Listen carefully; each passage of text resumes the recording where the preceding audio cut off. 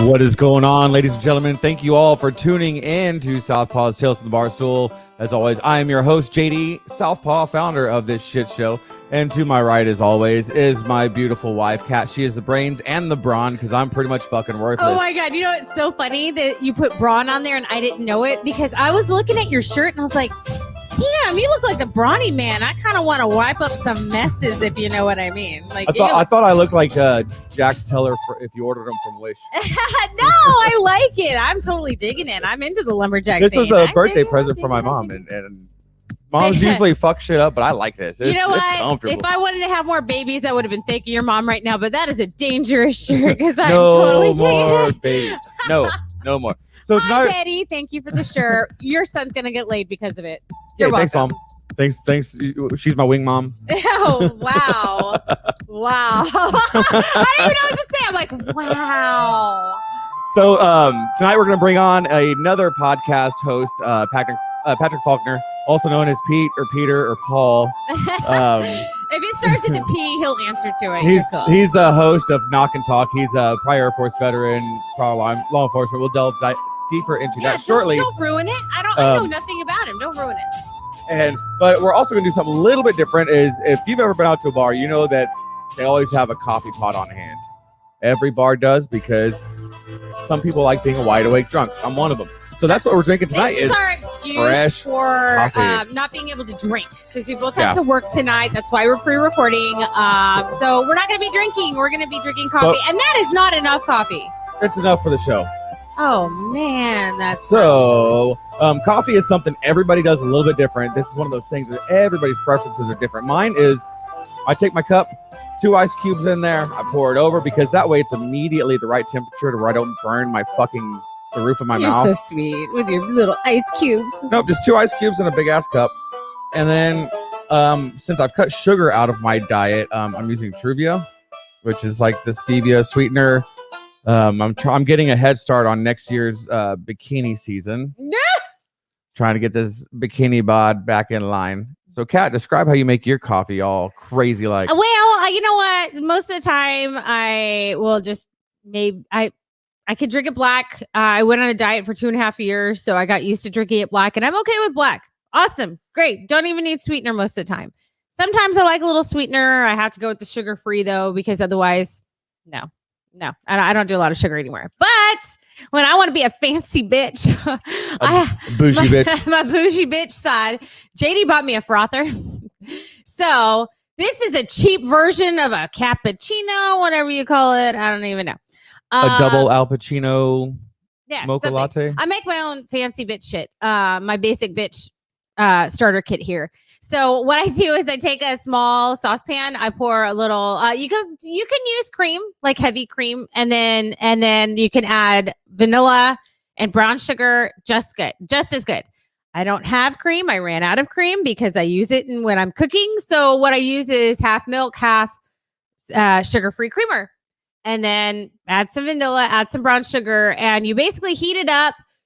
Before it's boiling, basically when it starts coating the pan or coating your spoon, because you got to keep stirring it. And that's how warm to make it before you bring it in here. And then you use your frother and you go to stinking town on it. I just got myself in the face. I was going to make a sexual innuendo joke, but you beat me to it. Yeah, I'm beating you to it. Now, so what you do is kind of, if you have a frother. I don't have a fancy fucking frother. I don't have a steamer. You can use a steamer if you have a steamer. Y'all, I'm not fancy like that. I'm Walmart bougie. It's what I am. So apparently you're Wish bougie. I don't have it. I'm a Wish bougie. There you go. Yeah, I like it. I dig it. What do you call it? You call it something like that. I don't. Redneck bougie, or there was a term you used for it that I loved. Oh, I remember what you're talking about, but I don't remember the term. But yeah, that was a high class white trash. Something like that. That wasn't it though.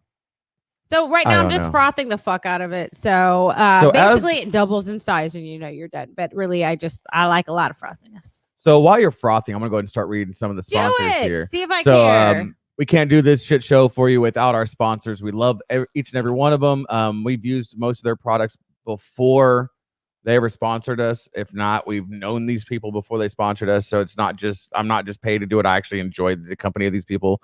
The first one is 5x5 Brewing Company, Battleborn, Texas-made veteran brewing company based in Mission, Texas. It's co-founded by Army veteran George Rice. With beers like the 40-millimeter Stout, Brunette Bombshell, and Fubar, it's no surprise this brewery has taken over the Texas markets from the valley to the coastal bend. Ask your local bar, restaurant, or grocer to start carrying 5x5 Brewing today.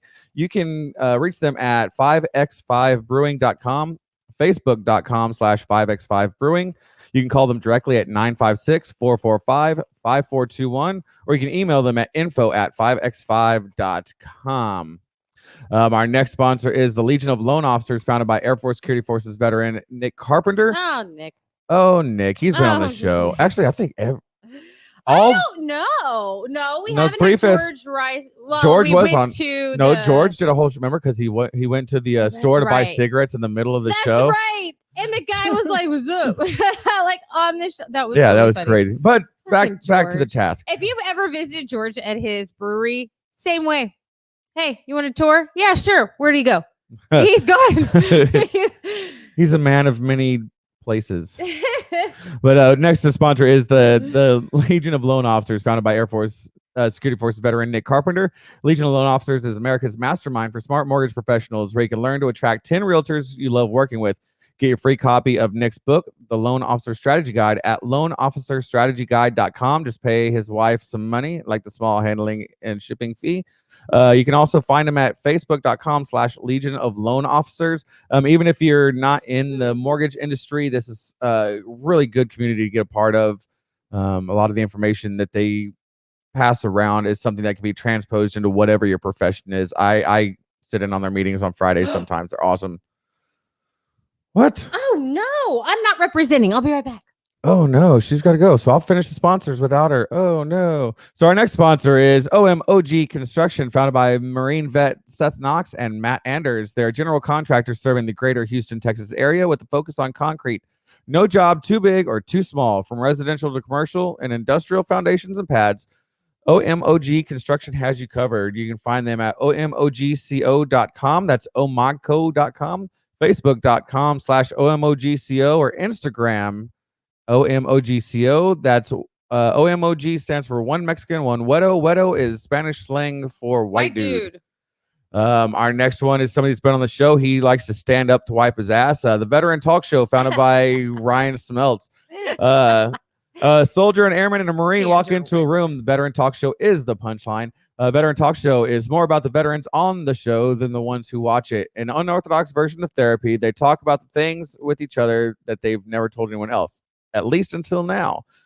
Working to support sexual harassment victim assault prevention and stopping veteran suicide, they maintain a resources page on the website, including Richard Kaufman's book, A Hero's Journey. Come and watch the organized chaos. Man, that kicked my ass. Oh my for some God, reason. it is every time there's at least one. Yeah, you can go find the show at veterantalkshow.com or facebook.com/veteran talk show. I watched the first episode. I was 30 seconds into it and my sides hurt from laughing so much. It's just it's just amazing. Go fucking watch it. It's awesome. Subscribe to their channel. Do all that good. Smash the like button, share, smash all that bullshit. Our last one sponsor for this week is Pirates Coast Realty Group with Wendy Johnson. If you're buying, selling, or leasing in the Texas Coastal Bend, give Wendy, that pirate girl, a call and she will find your treasure. Whether you're looking for your dream home on the beach or a buccaneer to buy your empty crow's nest, Pirates Coast Realty Group gets you the gold. You can find her at facebook.com/thatpirategirl. Email her directly at thatpirategirl247@gmail.com. That's the numerals. Don't spell out the numbers. Or you can give her a call directly at 361-205-2048. And be kind. Give her a phone call during business hours. And before we move on. So we have the best fan/friend group ever. I know. And I totally forgot about it until right now. So we're going to have to switch mugs for you. Oh. So our girlfriend Shelby, who also watches the show, made us this mug that has our little Southpaw logo on it, as you can see on one side. On the other side, it says, "This is probably not coffee." I completely forgot she made those. She added a little something for me. Did she do that for mine too? She's only made one, and this is yours. Congratulations. Oh, dude, you're fucking rad. I love it. So She only made one, and that is yours. So I told her, I'm gonna need a second one. yeah. So without further ado, let's bring on our guest, Mr. Patrick Faulkner, also known as Pete or Paul. What's going on, brother? Hey, man. Thanks for having me on the show. I would like to quickly jump back to you pouring the coffee. The pinky should have gone up the way when you were pouring it, so you could put the cookie there. And Oh, wow. Yeah, I've been drinking I coffee guess I'm wrong not for bougie enough. years. Yeah, I've been drinking it wrong for years. just the way he was pouring the coffee, it felt like the pinky needed to go up a little. Well, I'll be more mindful of that in the future. He is a fancy bitch, so we'll have to work on that one for him. It went along with the bouge. I don't know. I'm just saying. Yeah, because today's all about the bouge, right? Everything's bougie today. my fancy frother we ordered on Wish.com and everything. We're all fancy. That's what happens when you get two Air Force veterans in the same room together. Oh no, not two. Oh yeah, it's going to be a horrible show. Shit's already wrong. We're gonna talk about gay chicken again. I just know it. Oh man. No. I do want to talk more about a little bit of what we touched base on yesterday, but I want to bring her into the conversation. But at first, like we do every single show, we give our guests 3 minutes to plug anything that they want to, your business, your podcast, any books you have, whatever your personal sponsors. It's all about Percy for the next 3 minutes. Percy. Add that one to the list. I gotta think of P names. It's the first one that came to my mind. So Pierce, go ahead and tell us all about yourself. Nice. All right. So yes, my name is Pierce Patrick Faulkner. Not Mary. I am the host of the Knock and Talk show, and that the show is centered around all of the funny stories that veterans experienced, whether it was firsthand or observed it from afar while they were serving, as well as law enforcement officers and firemen, EMS guys, all the first responders, because we're all exposed to a lot of stuff in our shifts or while we're on duty, while we're deployed, and you just can't make up the stuff, and those stories need to live on and be told and be shared. And these are the stories that when you're sitting around with your buddies, drinking some bourbon or beer, smoking a cigar, hanging out by the bonfire, whatever, and you start reminiscing, telling the old war stories. That's the purpose of the Knock and Talk show. It's all about the funny. And I was blessed enough to have JD on the show. We recorded earlier this week, and I can't wait to figure out what he wants to go back and revisit from a woman's point of view. Yeah. No. So I want to know. I don't know if you want to know. I'm not sure I want to know. But I appreciate JD allowing me to plug my sponsor, Raise Energy. If you go to repsports.com and use the coupon code PATRAZE or PATRAZE, RAZE, you get 15% when you check out. So here's to the Knock and Talk show and Southpaw Tales from the Barstool. Cheers, fuckers. Oh, hell yeah. I'm going to have to try some because you did tell me yesterday it's sugar-free and carb-free and all that good stuff. So. It is. Yeah. It says everything but healthy, Yeah. Yeah. So there's like bull semen in there, and it does give some vigor. Just after drinking. Does it have bull semen? Well, it gives you vigor. That should be on their commercial. Especially with the slight question inflection to it. Well, it does give you vigor. Do you want the attention or not? I'll get that. Sorry. Uh-oh. My oldest son is calling. Oh. So she's answering the phone real quick. I don't know what that's about. He should be at football practice right now. So this is a time that the phone call should not be happening. Yeah. Normally we would ignore any call that does happen, but being it's my child, it's important. Going to kind of have to answer that. So let's just keep it light and fluffy while she's gone, and then we'll get into the good stuff whenever she gets back. What we are going to talk about whenever she gets back is, I don't know, she works in a hospital, and she has for pretty much her entire adult life. And I don't know what kind of pranks that they pull on Oh, each other, okay. like the pranks that Yeah. we pulled that we talked Yeah. about yesterday. And I'm definitely going to delve into that. The people that are watching this, whatever job that you are in, put in the comments whatever pranks that you pulled on people or had pulled on you whenever you were the new guy. For example, having to change out the winter air for the summer air in the tires of your vehicles, or getting exhaust samples with the trash bag and putting it on the exhaust of a car, things like that. We'll touch base on some of the stuff that we did yesterday on your show and bring it over to ours, because I like shared content. It's awesome. Yeah, it is. And then, so man, it's going to be really hard for me to get too involved, because Kat's MIA. Well, she's not MIA, but she's around yonder, and I don't want her to miss the good stuff. So, what's your lucky number? It's going to sound cliche, but 7. 7. Yeah, I was expecting to go to 13.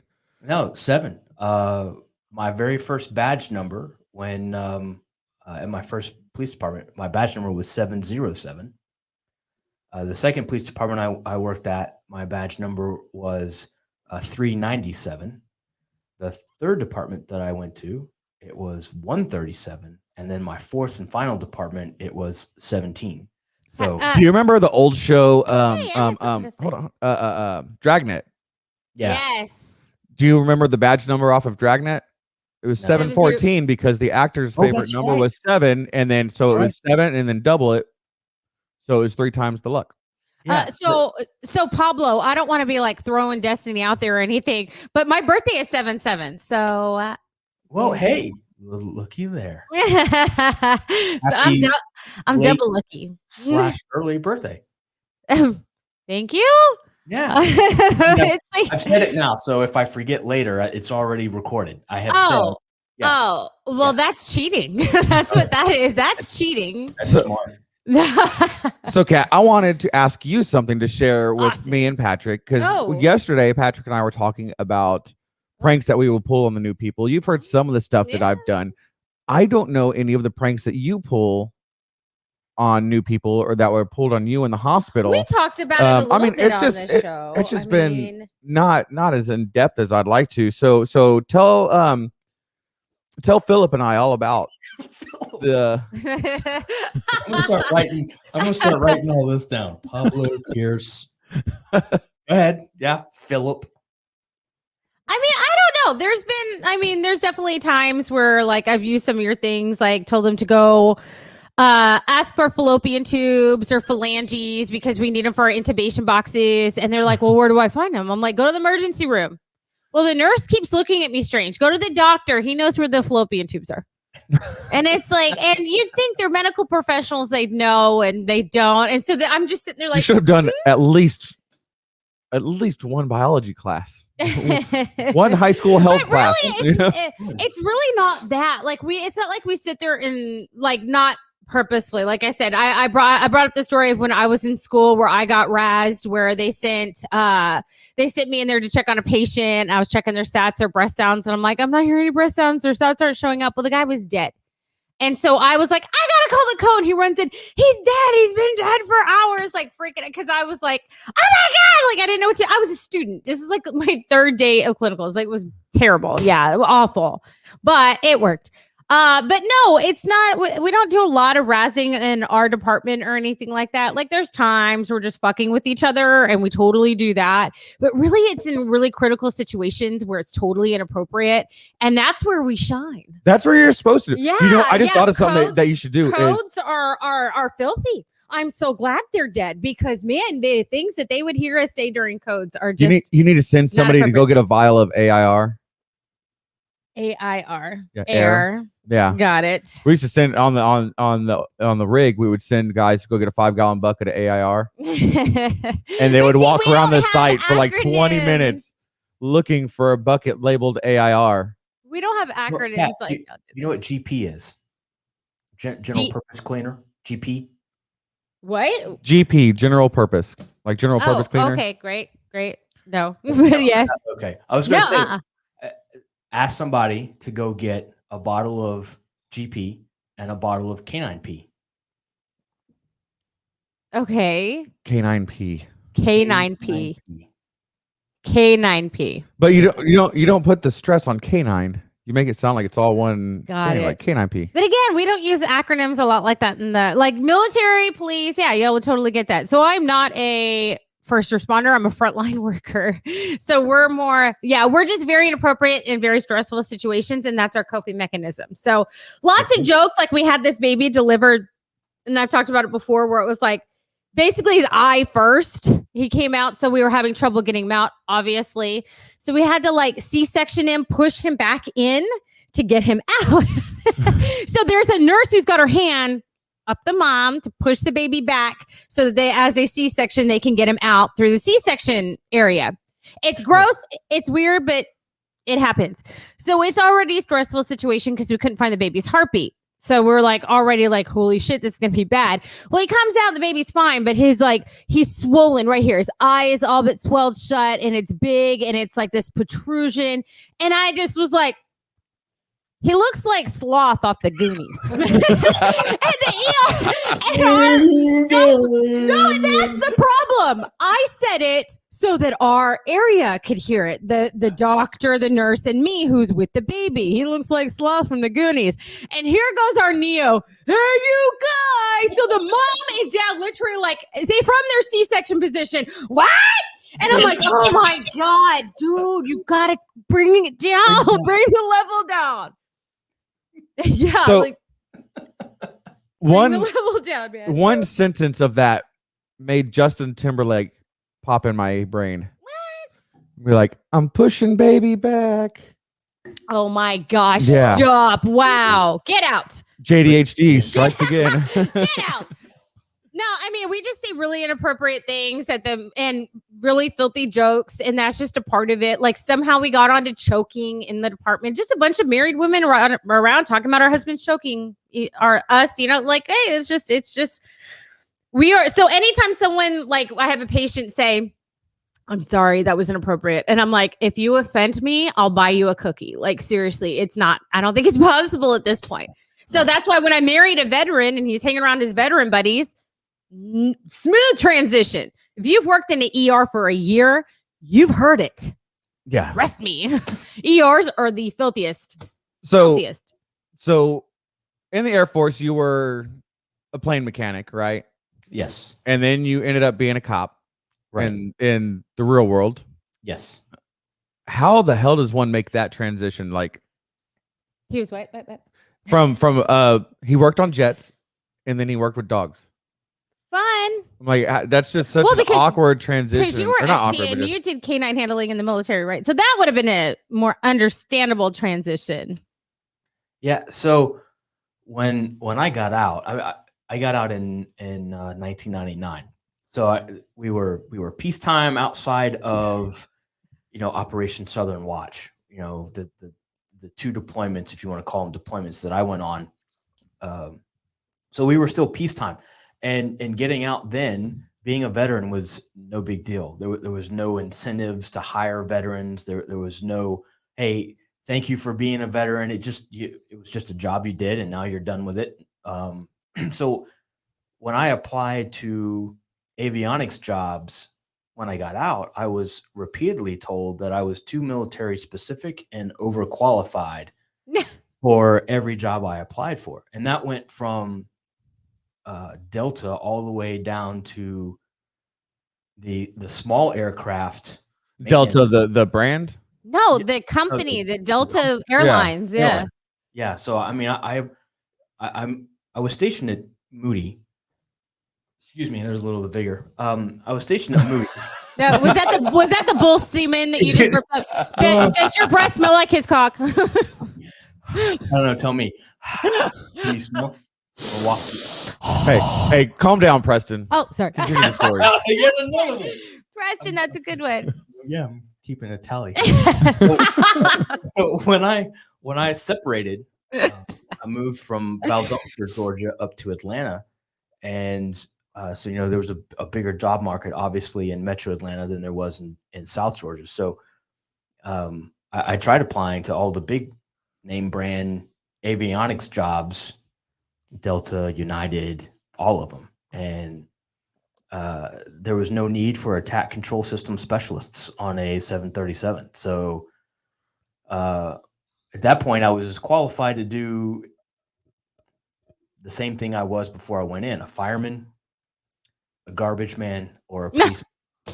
So garbage stinks, right? And I didn't want to stand around that all day long. So that one, just like in House Hunters, that was immediately off the list.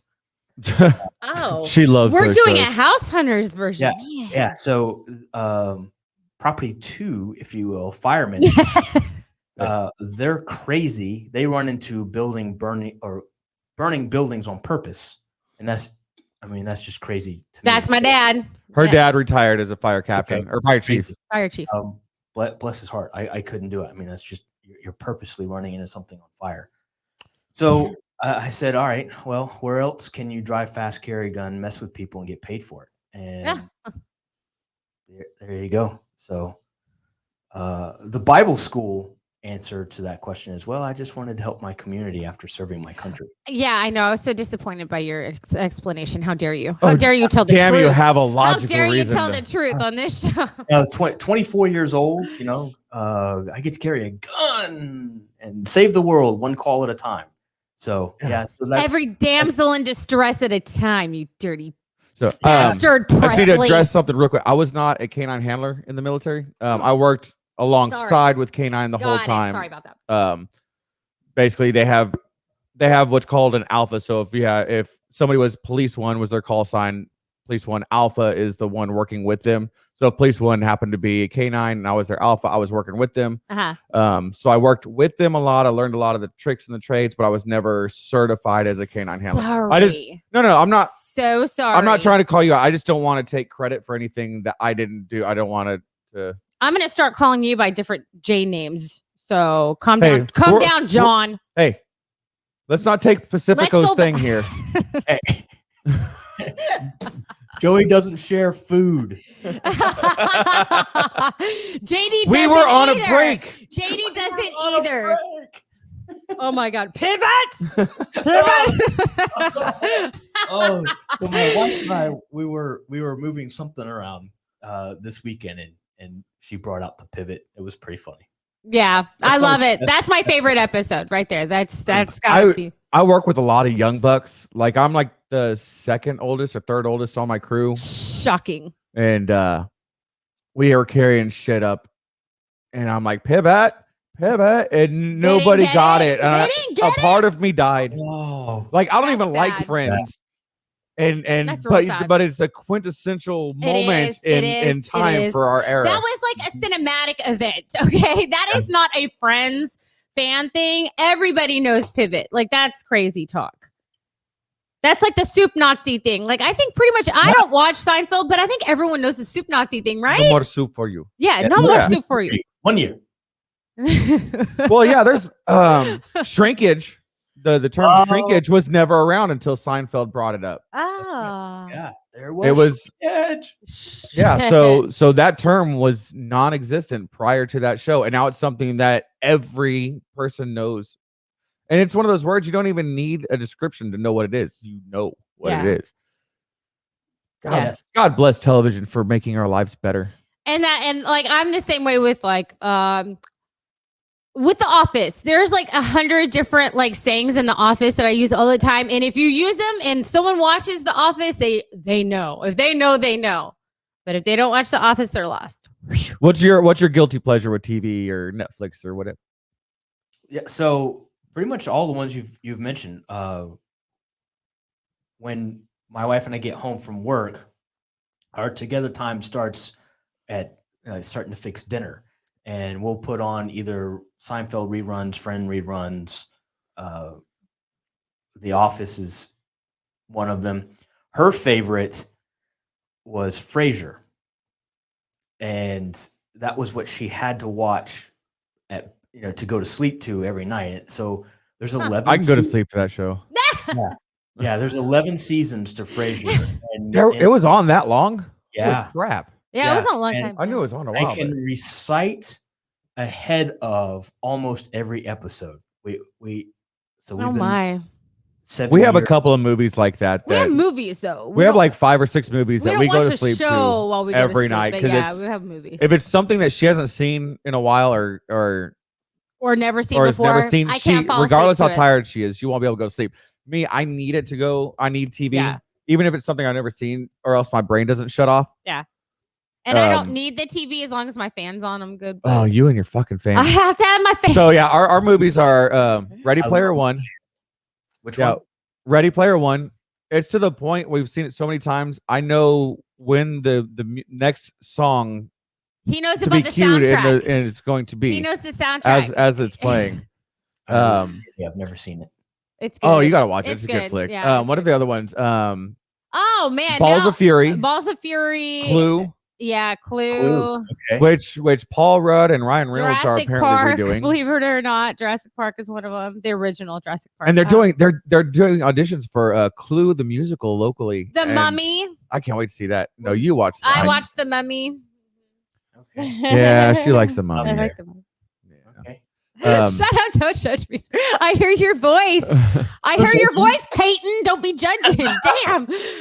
I'm glad Pocahontas is on the same page as me. Oh, stop harassing Penelope. Okay, we've got to give the audience some backstory as to why there's a different name every time. Apparently, on your hell, I'll let you tell the story. It's your story. Yeah, I mean nothing against my guests, but a couple of them coming on my show with I don't know if they can see that there my name. Wait, here, there, over here. Other way, Other side. other side. My name is clearly spelled first and last. They've received paperwork with my name on it. We're friends on Facebook with my name on it, and I've been called Peter and Paul and Pete. So that's where this came from. I made the mistake of dropping that nugget of info just before this show started, and now we're running away with it. Oh, you think it's fucking hilarious, And Percival? Patricia will never live it Great. down. I think it's No. great 'cause even professionally, when I would sit with my small businesses that I've owned, and I would send emails out.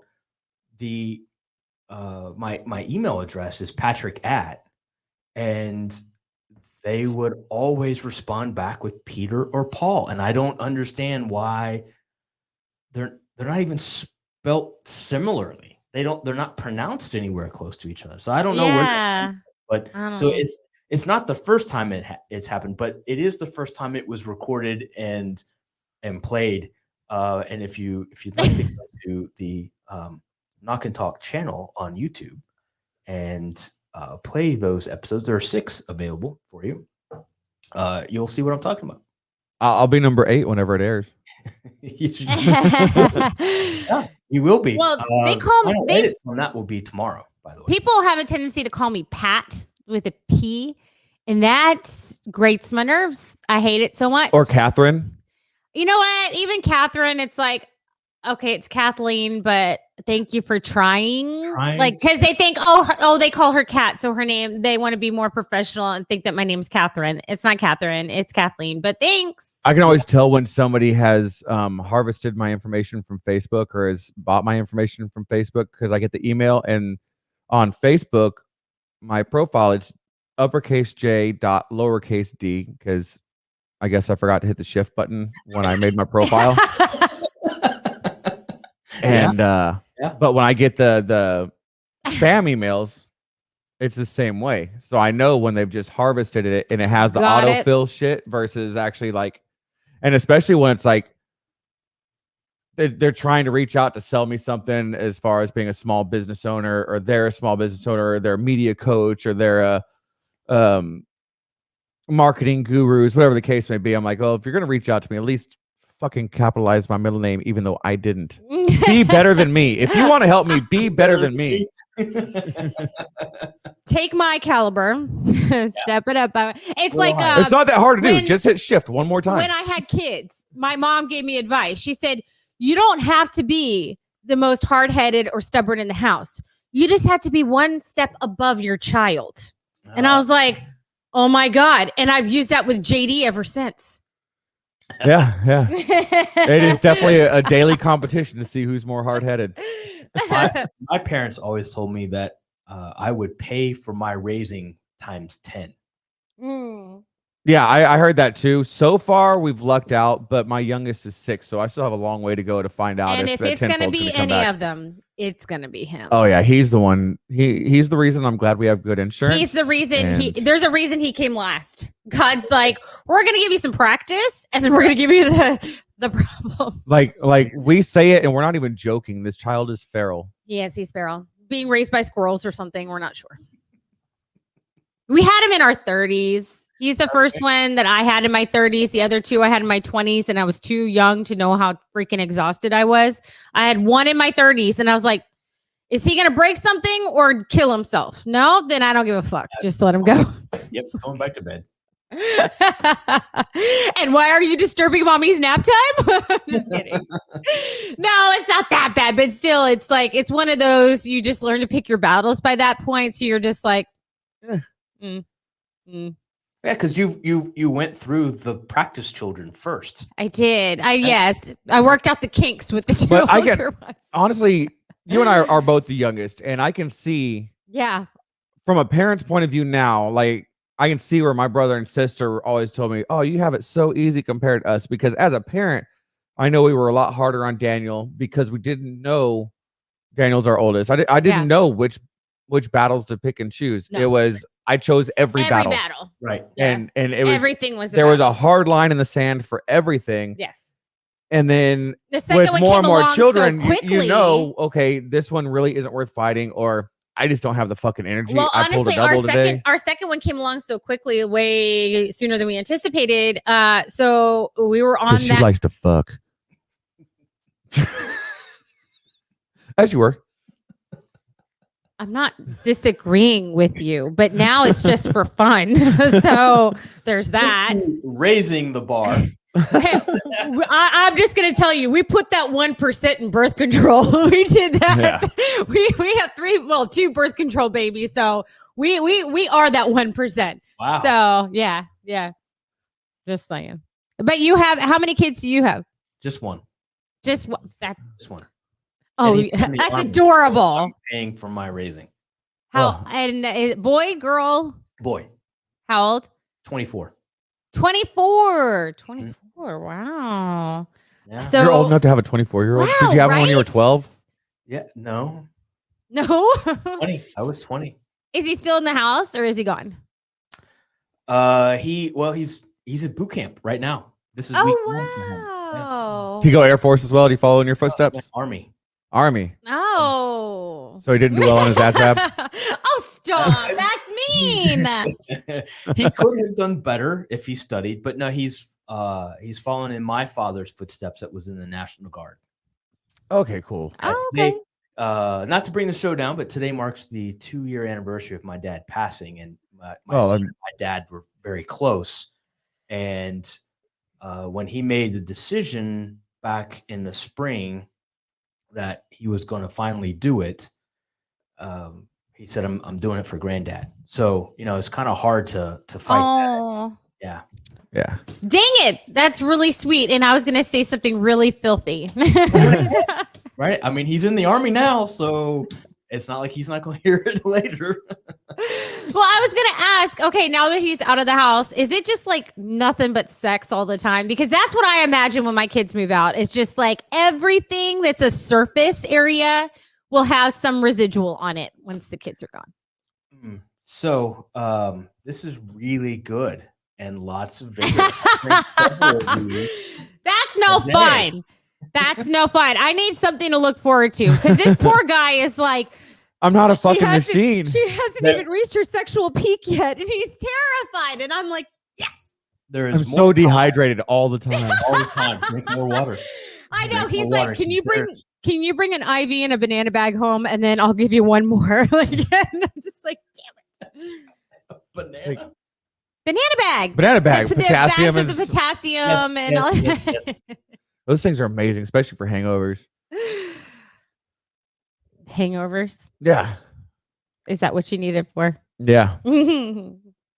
Sorry. Back on track. So please continue. So you were law enforcement afterwards, and then ended up becoming canine. Now, what was the most fucked up thing that ever happened when you were working with your canine? And I'll give you an example. When I was working with, I'm just gonna use his first name, Joe, who was a canine handler, and we were doing walkthroughs. We were young and single, but we were doing walkthroughs of the female dorms of the Medina Annex, the training annex over there. And don't look at me like that. I'm curious. I haven't heard this story before. Well, the way that this building was set up, the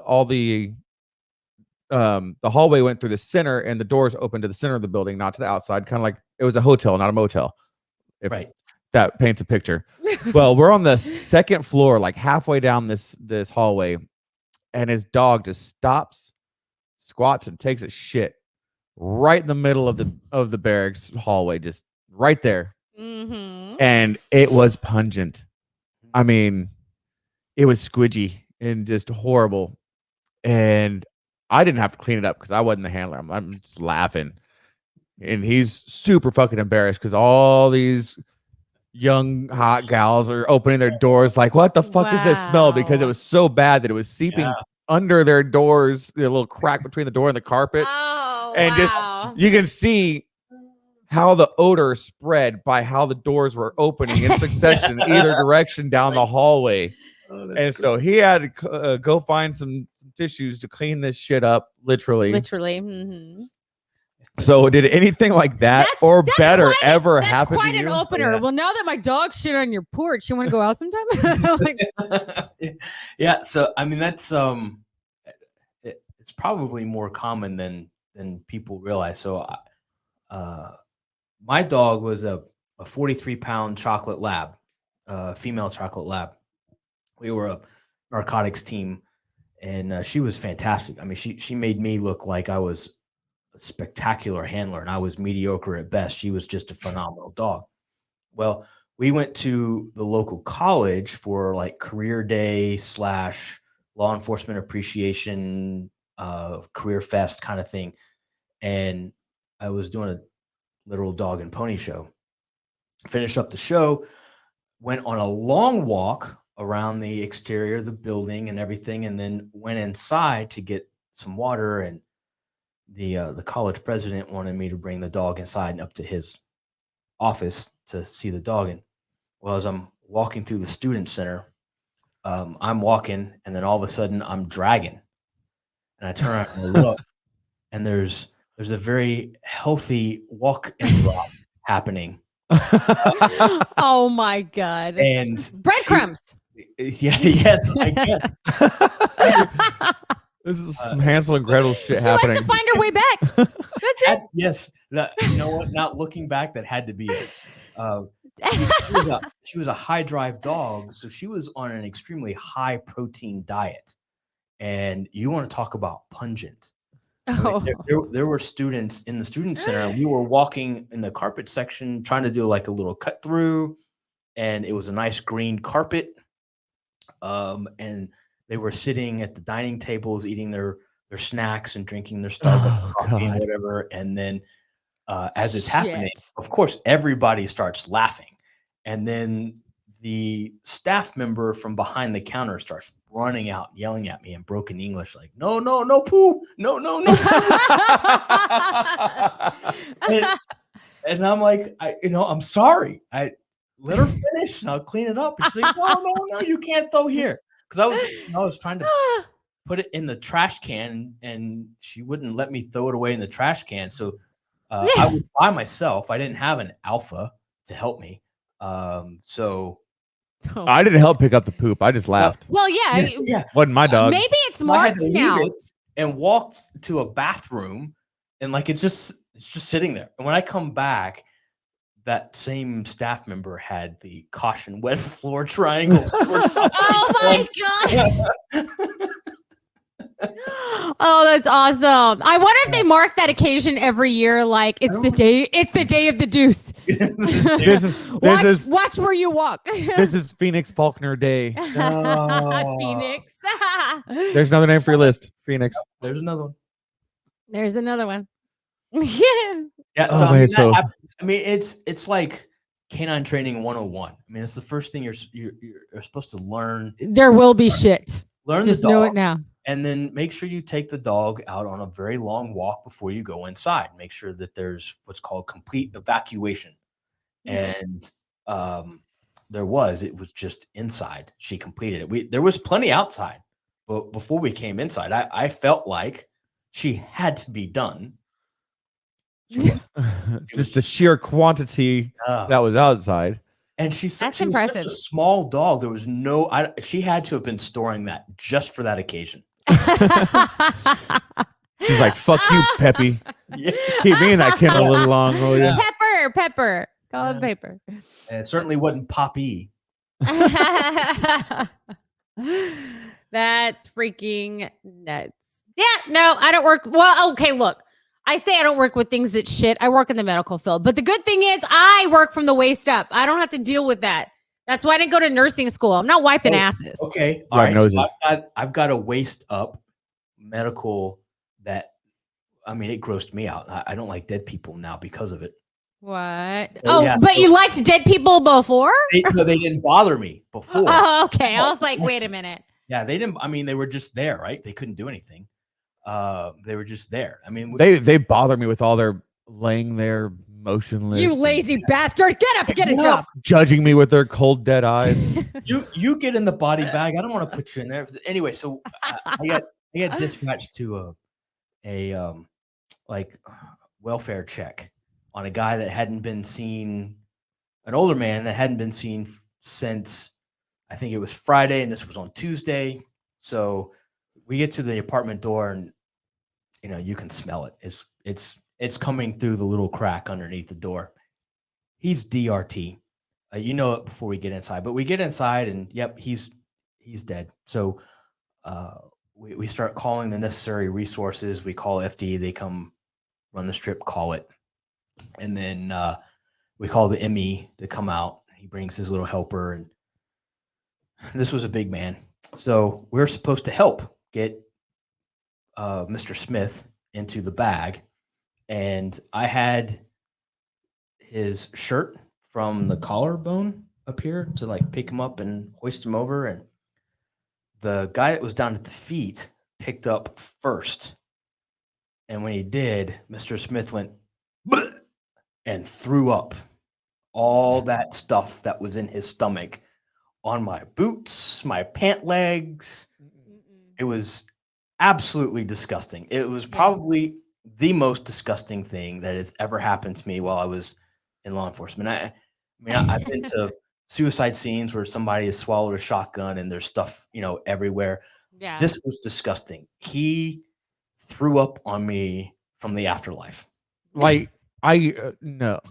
So Nope. I always tell Vomit is the people- only thing. Like, I'm a sympathetic puker. I am Yeah, too. he is. Like- he is. Yeah. Like when the kids are sick, she has to take care of them. I'm fucking But worthless. that's the thing. I'm not a sympathetic puker, but I will tell you this. Anytime I talk about like killing, like people killing themselves, I'm like, for the love of God, don't eat a lot before you do.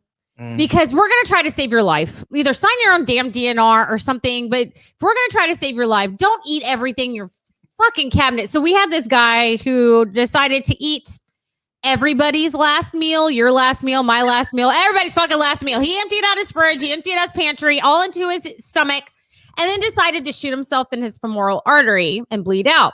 So he shot himself and then just changed his mind. And then he was trying to walk to his neighbor's house. Well, then he wound up crawling to his neighbor's house. So they found him on his neighbor's front porch. So we're coding him. And that's when all of that stuff decides to come up. We're doing chest compressions, and it pushes and pushes and pushes. And I'm airway. I'm the respiratory therapist. I'm at the head of the bed.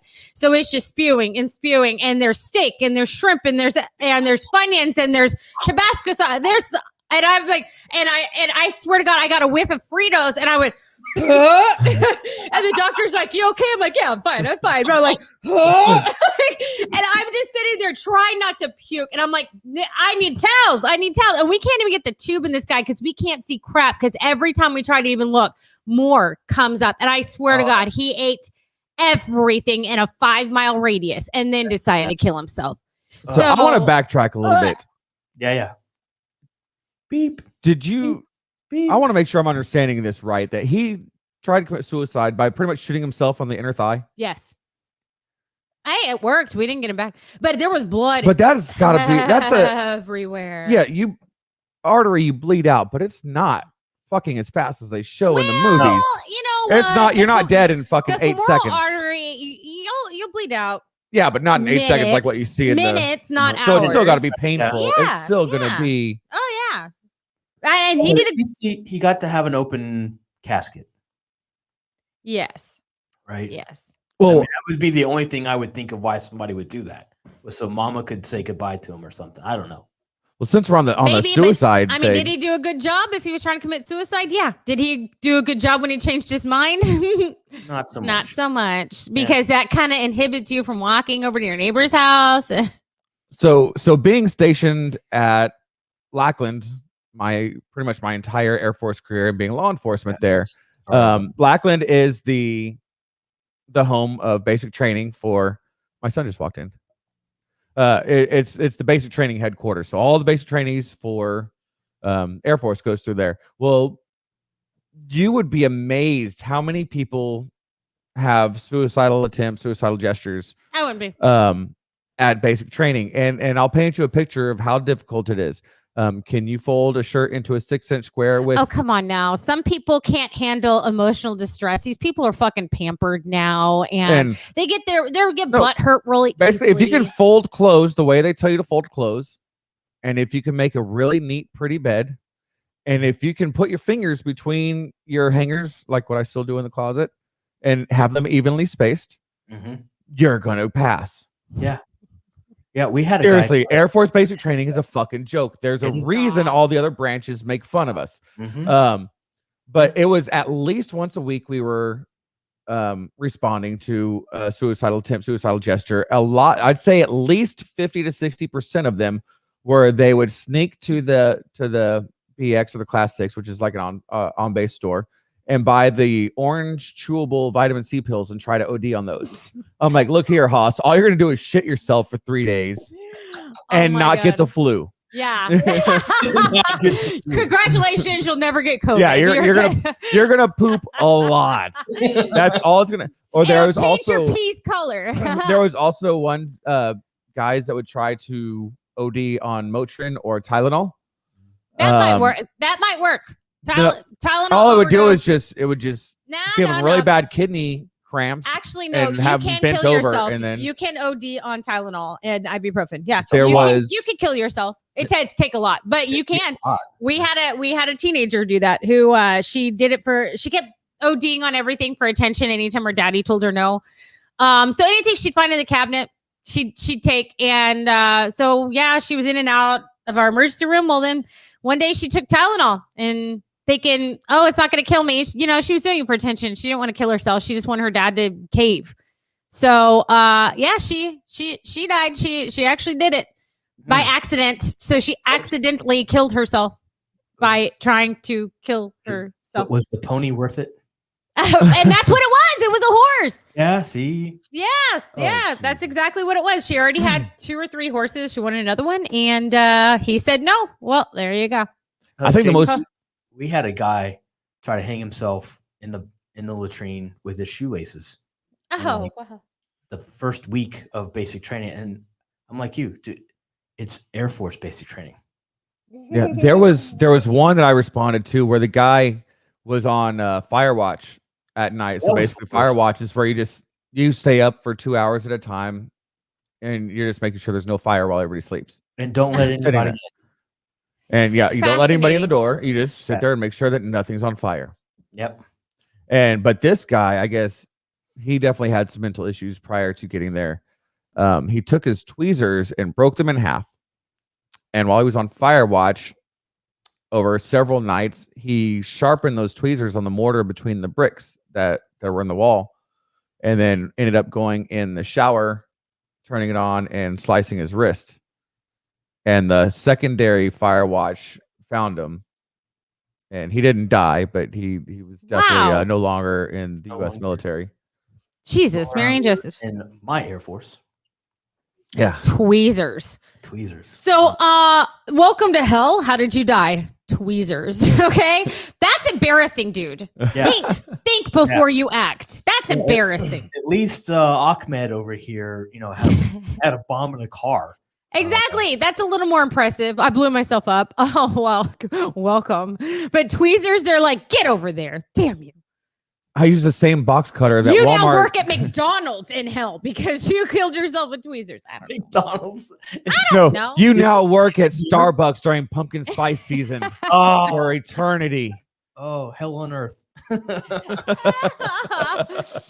Oh, man.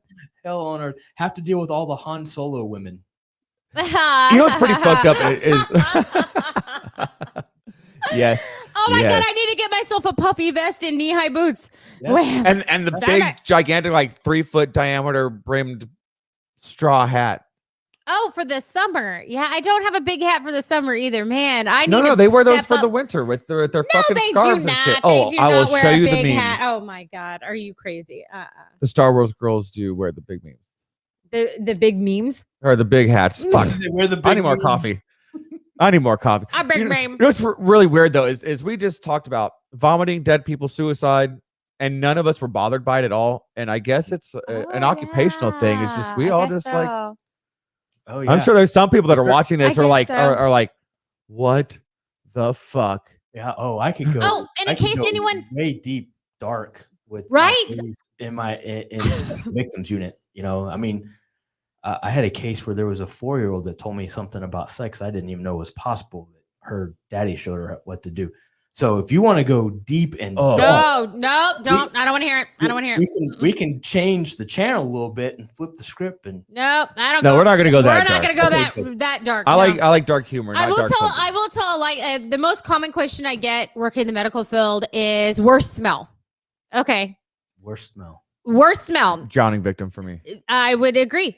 Well, not drowning victim, waterlogged. Yeah, drowning victim Waterlogged. days after. Yes, yeah. So I had burn victims, and the smell. You never forget that. Like it's still. I can still, if I picture a burned body, I can smell it.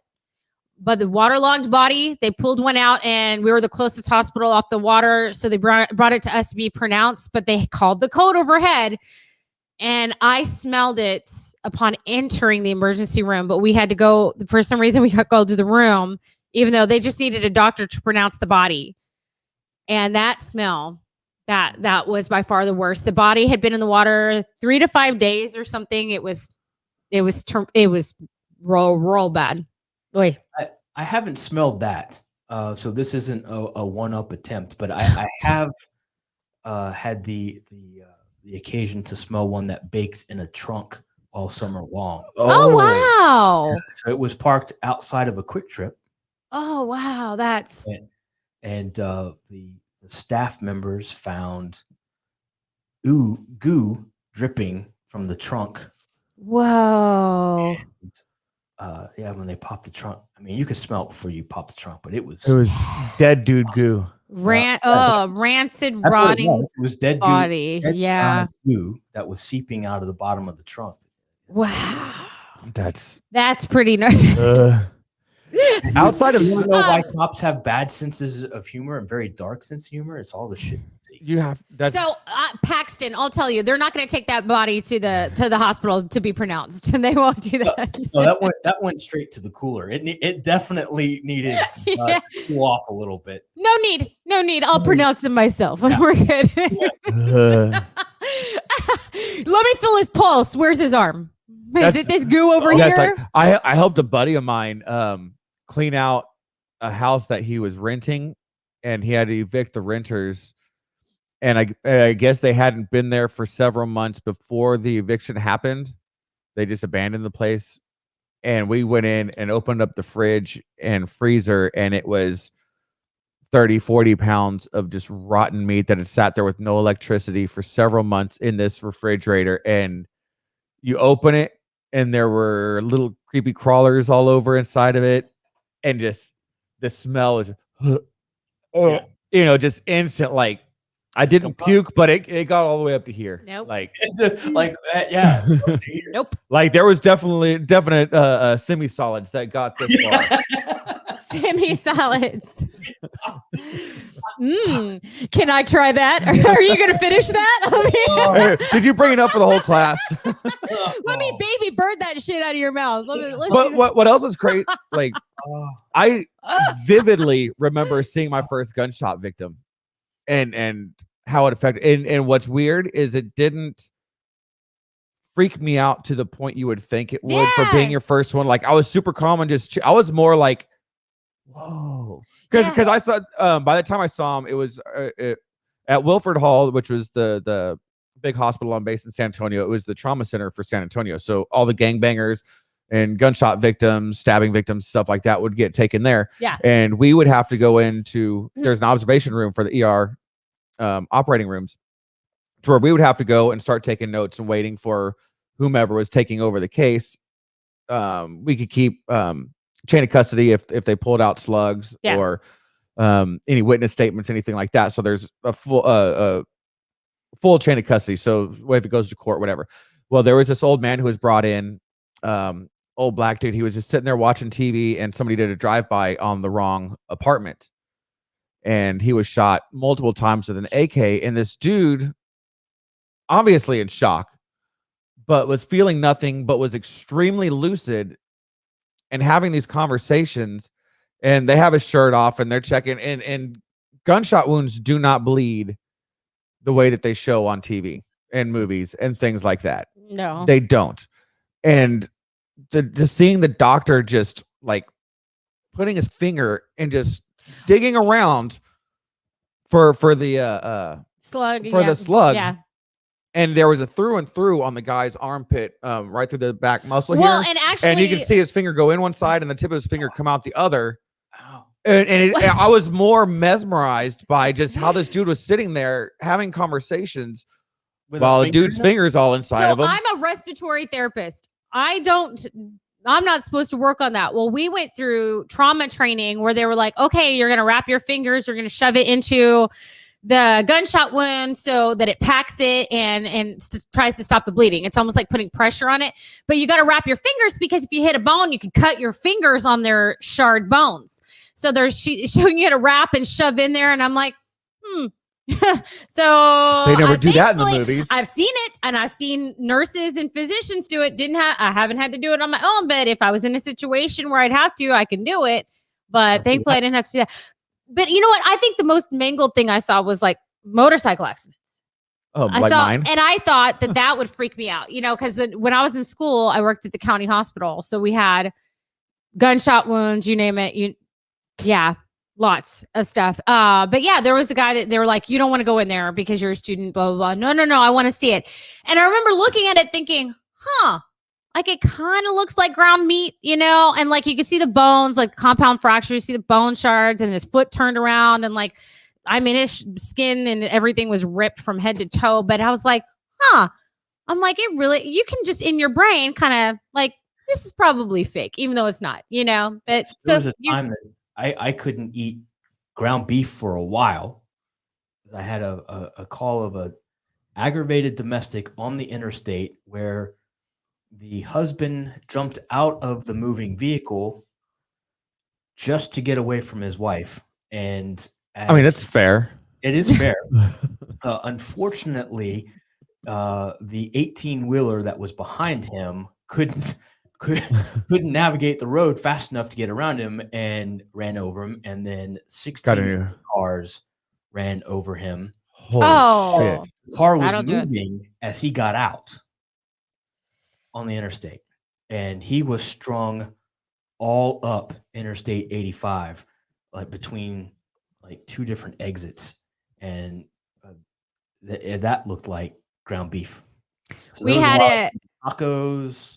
I'm getting deep in this. Well, we had a kid that I guess had a vehicle that looked like a drug dealer's vehicle. So a rival gang shot a 17-year-old kid thinking he was their rival gang guy. And then they realized he wasn't. So they tied him to their bumper and drug him to our emergency room and cut the rope face down. So then they're like, we got to try to code this guy because, and they just literally cut the rope right outside of our emergency room door. So they saw it on the cameras. So we got him in. His mom couldn't even identify him. It was awful. It was terrible. So then we're like, well, how do we code this kid? I mean, he was gone anyway, but it was like, how do we code him when he has no face? Like, we can't intubate him. There's nothing there. It was just like ripped. It was just awful. So Poseidon, here's another one about Wilford Hall. Poseidon. Yeah. You should name your junk that and sink that shit. Sink that shit. So at Wilford Hall, with it being the trauma center, like I said earlier, there was always 2 SPs stationed there. And with Wilford Hall being as old of a facility as it is, there's all kinds of like haunted ghost stories and myths and lore that go along with it. And I always worked mids, 6 p.m., 6 a.m., pretty much my entire military career. And we would have to do walkthroughs and door checks of certain parts of the hospital to make sure everything's secure, especially like pharmacy after hours, different offices with equipment, things like that, just to make sure everything was secure. But there are certain hallways and corridors where you just get the heebie-jeebies as soon as you turn a corner. And there's certain areas where you're doing that grandma mall walk, speed walk thing, getting down, like checking. Grandma mall walk, speed walk. Oh, you know exactly what I'm talking about with the, you can picture it. So you're doing that speed walk down, checking these doors, going down certain hallways, because it's just fucking creepy. And I get done with I think it was the 3rd floor or something like that. And I'm waiting at the elevator. I'm admittedly just creeping myself out, getting in my own head, making things a lot worse than what it is. And ding, doors open. And the sound that came out of my mouth as I squealed like a little bitch will forever haunt my dreams. It will probably also haunt my dreams of the dude I was screaming at. Because I open the door and all I see is a scene from Hellraiser. And what it was a dude that was getting transferred from one floor to another, who had taken a shotgun to the face when Mama found him in bed with somebody else. And but I was already creeped out, and then all I see is fucking meat face. Meat face. And I just screamed like a little bitch. Oh my God, that's terrible. Bless your heart. It was bad. Oh, God bless your heart. my little baby bag bitch. I love you so much. Hey, at least I can admit it. It takes a big man to admit that. Yeah, I mean, even did you see him put the pinky up when he poured more coffee? Yeah, I did it just for you. Just for you. Just for you, Percival. Just for you. Just taking notes. I got one more. Okay, one more. Pascal. Is that a name though? It is a name. Pascal is a name. Come on, Purvis. You know what it is. Purvis? Purvis? That makes him sound sketchy as balls, I gotta say. I said what I said. Play us out. And he stands firmly behind it. Play us out. But with that shitty name, we do have to start calling it end of the day. We're just over an hour into this. Patrick, thank you so much for coming on the show. Yeah, bro, it was fun. It was awesome. A lot of fun. If y'all haven't checked out his show, go to Who's Knock Patrick? and Talk.